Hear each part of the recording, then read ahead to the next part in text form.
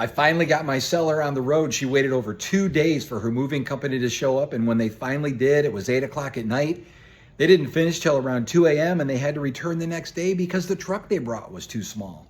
This is not the situation you want to find yourself in. So I decided to sit down and put this video together with some tips on how to hire the right moving company. Let's take a look. Okay, here are my top 15 things to do when hiring a moving company and what to do while you are working with them. I've got a bonus one at the end, so stay tuned. 1.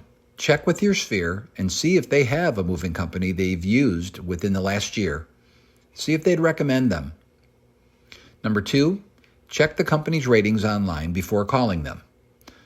Number 3, have them come to your home to estimate the move. Steer clear of companies that want you to do this yourself. You are not the professional, and you don't want that held against you for having done a bad estimate. Make sure they do that.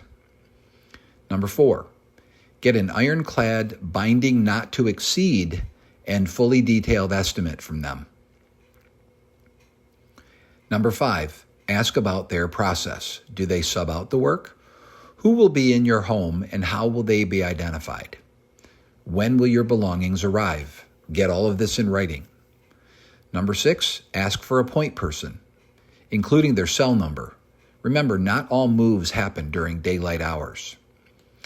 Number 7, not all companies ask for a down payment, but if they do, you should expect to pay somewhere around 10 to 15%. You should not look to pay any more than that up front. You want to make sure they've got the job done correctly before you pay them their final payment. Also, whenever possible, use a credit card. It's easier to dispute charges that you don't agree with. Number 8, do as much as you are able yourself, especially packing and labeling boxes.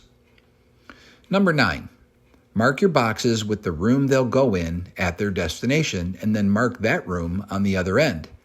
Makes it easier for the movers. Number 10, move high-value items yourself if possible, or consider shipping them ahead.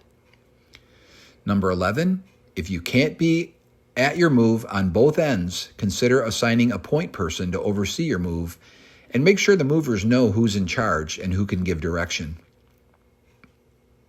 Number 12, most movers will not handle any pressurized or flammable items such as gas cans, propane tanks, etc. Plan to move those yourself if you're doing a local move, and consider gifting them and then rebuying them on the other end if you're moving cross-country. Number 13, make sure you know how disputes will be handled, if any are to come up, and who your contact person is with regard to a dispute.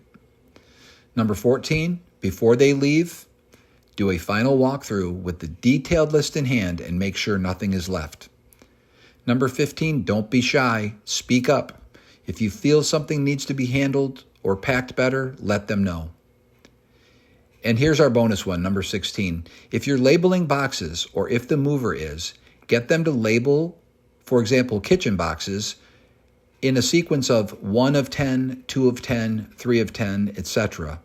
That's going to make knowing the total number of boxes a lot easier on the other end.